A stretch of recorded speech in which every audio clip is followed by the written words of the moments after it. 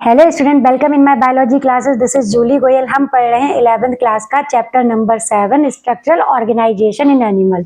तो इस वीडियो में हम बात कर रहे हैं फ्रॉग के ऊपर, और लास्ट वीडियो में हमने एक्सक्रीटरी सिस्टम इन फ्रॉग पर बात की थी, और आज हम बात करेंगे reproductive system in frog. Okay, तो reproductive system in frog is a highly evolved. Okay, तो हाईली इनमें जो रिप्रोडक्टिव सिस्टम होता है वो हाईली एवॉल्व्ड होता है, और ये जो रिप्रोडक्टिव सिस्टम होता है जिसमें one pair of the testis होते हैं, और these testis are situated the above portion of the kidney के ऊपर ये टेस्टिस प्रेजेंट होते हैं। ओवल शेप के होते हैं, येलोइश कलर के होते हैं, और they have a 10 to 12 versa efferentia. Okay, तो यानी एक जो टेस्टिस होता है उसमें 10 to 12 वर्सा एफ्रेंशिया होते हैं, और जो टेस्टिस होते हैं that is folded by the peritoneum से डबल फोल्डेड होते हैं, और इसको बोलते हैं मीजोऑर्कियम। और ये जो स्टे होते हैं यहाँ पर इसके जस्ट नीचे किडनी के पास यहाँ पर एड्रिनल ग्लैंड्स इस तरह से होती हैं, और जो टेस्टिस होते हैं वो ना बिडर कैनाल के थ्रू किडनी से अटैच होकर और ये यूरिनोजेनिटल डक्ट के थ्रू क्लोएका में आते हैं। इट मींस दैट कि urinogenital duct is single structure by which sperm and urine and waste material urine that is open into the rectum. It means कि जो भी टेस्टिस हैं वहां से जो वर्सा एफ्रेंशिया है, जब स्पर्म का फॉर्मेशन होता है तो ये जो स्पर्म होते हैं वर्सा एफ्रेंशिया के थ्रू, ये जो साइड में बिडर कैनाल है यहाँ के थ्रू यहाँ पर आकर ओपन होती है, और बिडर कैनाल से थ्रू ये जो यूरिनोजेनिटल डक्ट होता है यहाँ से जा रहे के स्पर्म आकर यहाँ पर आकर ओपन होते हैं, यहाँ रेक्टम पे। इसका मतलब है कि यहाँ पर जो sperm as well as the urine both are eliminated from the testis into the rectum. Okay, तो यहाँ पर ये सारी चीजें होती हैं। तो ये यहाँ पर सबसे बड़ी बात ये होती है कि जो टेस्टिस की ओपनिंग है और जो किडनी की ओपनिंग है वो सेम ओपनिंग है, इसीलिए इसको यूरिनोजेनिटल डक्ट बोला गया है। और यहाँ से आकर जो स्पर्म होते हैं वो ना क्लोएका के थ्रू, क्लोएकल एपरेटस के थ्रू एलिमिनेट कर दिए जाते हैं वाटर में।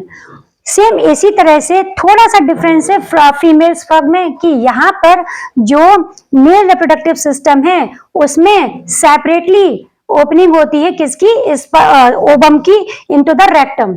तो यहाँ पर क्या होता है कि देखो ये ओवरीज हैं, ठीक है ना, ओवरीज में बहुत सारे ओवा हैं, तो ये जो ओवा हैं वो ओविडक्ट की हेल्प से सेपरेटली आकर रेक्टम में ओपन होते हैं। ये मेल की तरह नहीं होते हैं कि जिसमें जैसे ये यूरेटर होते हैं, यूरेटर के साथ में इनका सेम ओपनिंग हो, यहाँ पर ये सेपरेटली ओपन होते हैं, और ये जो ओपनिंग होकर यहाँ पर रेक्टम में से आते हैं तो क्लोएका के थ्रू ये बॉडी से बाहर एलिमिनेट कर दिए जाते हैं।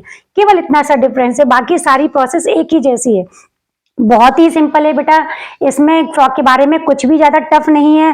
पूरा रिप्रोडक्टिव सिस्टम वैसा ही होता है जैसे ह्यूमंस में होता है, बस काफी कुछ चेंजेस ऐसे हैं कि जैसे हम मेल्स की बात करें तो यहाँ पर जो यूरेटर होता है वो यूरिनोजेनिटल डक्ट की तरह काम करता है, क्योंकि यहाँ पर यूरिन के साथ साथ स्पर्म भी आते हैं, और यहाँ पर जो यूरिन है वो अलग, उसकी ओपनिंग अलग है रेक्टम में, और जो ओवा है उनकी ओपनिंग भी अलग है, और यहाँ से ये दोनों के दोनों सेपरेटली बॉडी से एलिमिनेट कर दिए जाते हैं।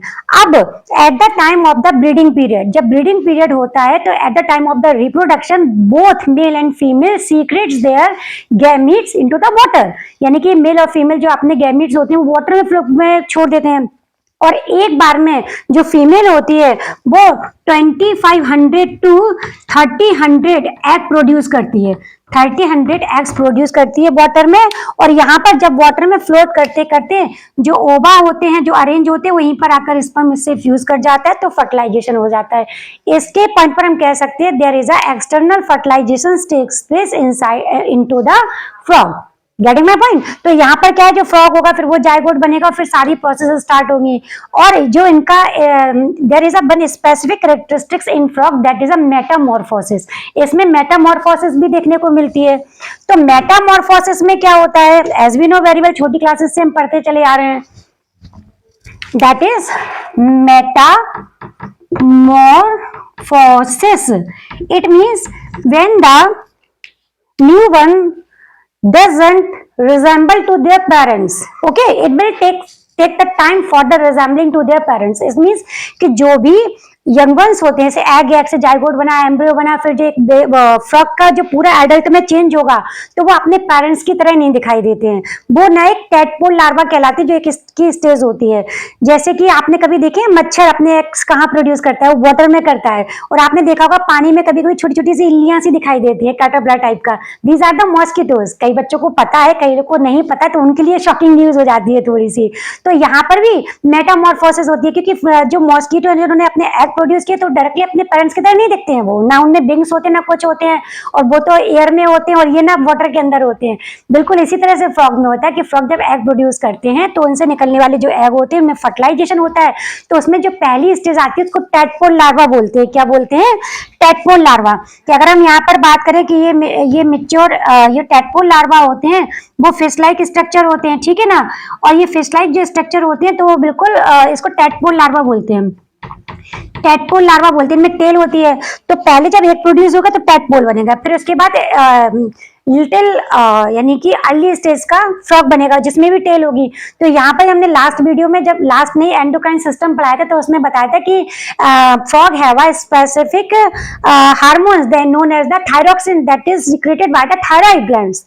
और ये जो थायरॉक्सिन हार्मोन होता है ये टैडपोल लार्वा को या फिर इसके को टैडपोल लार्वा को इसमें यंग वन में कन्वर्ट करने में हेल्प करता है, ठीक है ना। अगर फ्रॉग की बॉडी से थायराइड ग्लैंड को निकाल दिया जाए तो फ्रॉग सरवाइव करेगा, लेकिन वो हमेशा पूरी लाइफ टाइम में टैडपोल स्थिति में रहेगा, वो कभी भी एडल्ट में चेंज नहीं होगा। Getting my point? तो ये तो हो गया आपका रिप्रोडक्टिव और रिप्रोडक्शन, और दूसरा ये टैडपोल मेटामॉर्फोसिस की प्रोसेस हो गई है। अब इसके बाद what is the importance of the frog? They play a very significant role into the ecosystem। यानी इकोसिस्टम में जो फ्रॉग होते हैं वो बहुत ही स्पेसिफिक रोल प्ले करते हैं, जिसके वजह से जो फील्ड होता है, खेत होते हैं जहां पर कई सारी क्रॉप्स ग्रो होती हैं, तो ये इंसेक्ट को खा जाते हैं, जिसकी वजह से हमारी क्रॉप प्रोटेक्टेड रहती है। और दूसरी चीज, ये इकोसिस्टम की मेन चेन का पार्ट होते हैं, है ना, सेकेंडरी कंज्यूमर कहलाते हैं। जैसे फ्रॉग को इंसेक्ट ने तो इंसेक्ट नहीं सॉरी प्लांट्स को इंसेक्ट ने तो इंसेक्ट को फ्रॉग कंज्यूम करते हैं, ठीक है ना। तो ये फूड वेव और फूड चेन में बहुत ही मेन रोल प्ले करते हैं। और इसी तरह से ये फूड एज अ फूड भी यूज किए जाते हैं, एज अ फूड भी यूज किए जाते हैं मेंस के लिए। तो कई कंट्रीज ऐसी हैं जहां पर जो ह्यूमंस होते हैं वो इनके जो लेग होते हैं, लेग को एक फैटी फूड के थ्रू उसको कंज्यूम करते हैं, खाते हैं, ठीक है ना। बहुत ही अजीब होता है, लेकिन वो होते हैं, उनके पैर को अकेले निकालकर, वो मस्कुलर होते, काफी फैट होता है तो उसको खाते हैं वो लोग, है ना।